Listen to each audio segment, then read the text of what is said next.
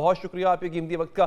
First and foremost sir, मैं बाकी मामलात पे तो आता हूं, लेकिन जरा मुझे इस पे बता दें कि ये जो आपने एक बात की है जिसको आपने उसकी वजाहत नहीं की है कि कुछ ऐसी बातें हैं जो अगर आपने बता दी तो ये शक्ल दिखाने के काबिल नहीं रहेंगे कुछ लोग, ये क्या बात है सर? चले मैं ये नहीं कहता सारी की सारी बात बता दे, पर ये किसके हवाले से बात कर रहे हैं आप?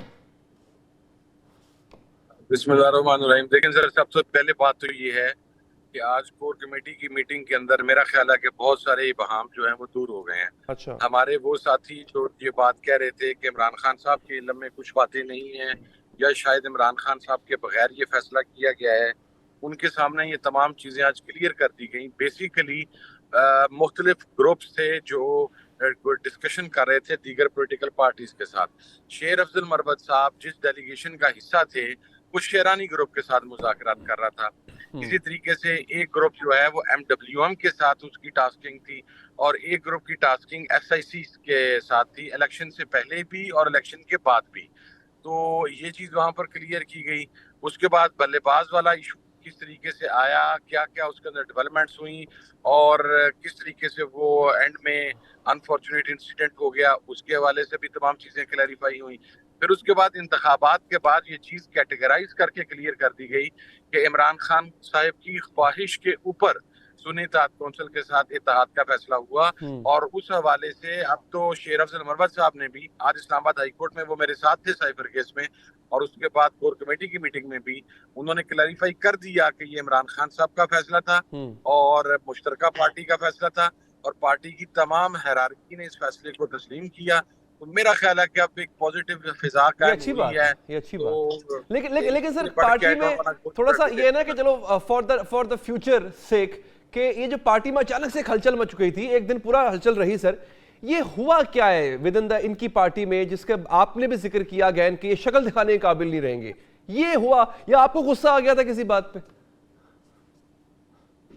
नहीं देखिए, गुस्सा नेचुरल था क्योंकि जिस किस्म की बात की गई थी उससे मेरे बारे में डाउट क्रिएट हो रहे थे और मैं तो हालांकि अपने रिजल्ट के बाद फैसलाबाद में था। मेरा नेशनल असेंबली का इलेक्शन तीसरे दिन मिला मेरा रिजल्ट मुझे जी। I was busy there.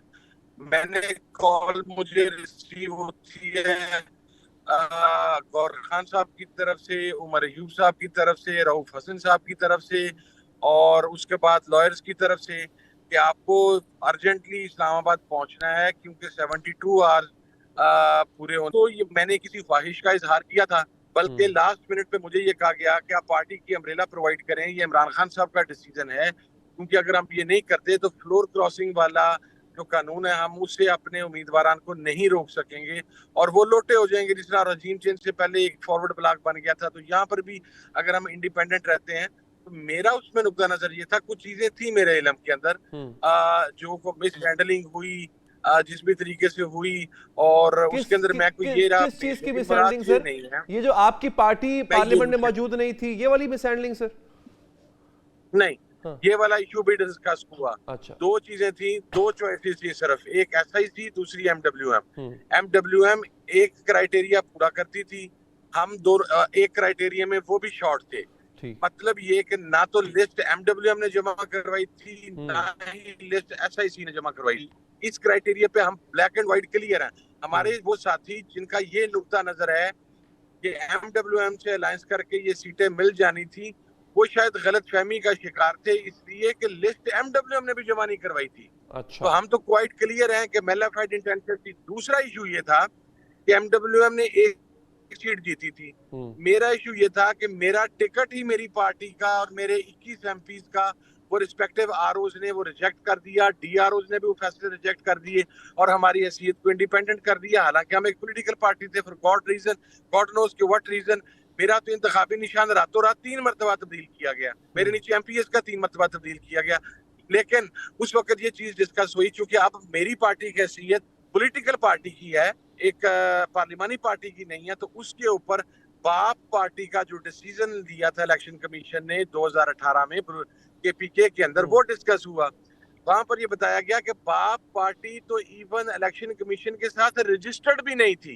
Independent candidates ने जीत के उनसे रिक्वेस्ट की, इलेक्शन कमीशन ने डेलिब्रेशन देखे। अब ये सवाल ये है यहाँ पे साहबजादा साहब कि ये वकला है PTI के जो कि आके कह रहे थे जनाब की गलती हो गई, हमसे सुन्नी इत्तेहाद के साथ कर लिया। ये कानूनी नुकात अगर आपको पता हो सकते हैं, उनको भी पता ही होंगे ना सर।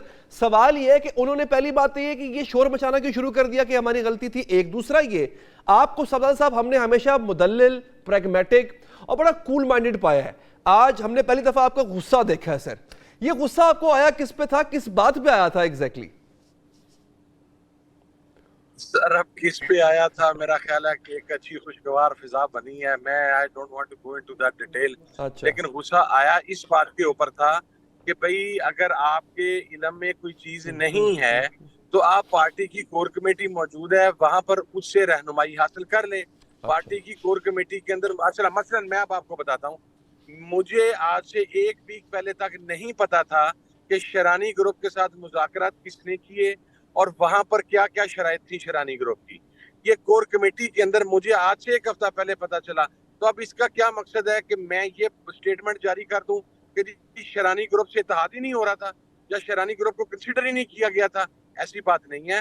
मुझे गुस्सा इस बात पर था कि आपने कंसर्न क्वार्टर से, आपने अपनी कोर कमेटी से, अपनी क़यादत की जो मेन हायरार्की है उनसे पूछे बगैर आपने एक स्टेटमेंट जड़ दी कि जनाब ये फैसला गलत था। इसका रिस्पॉन्सिबल किसको समझते हैं आप? इमरान खान साहब ने किया। सब इस सब्जा साहब इसका इस स्टेटमेंट का रिस्पॉन्सिबल किसको समझते हैं आप?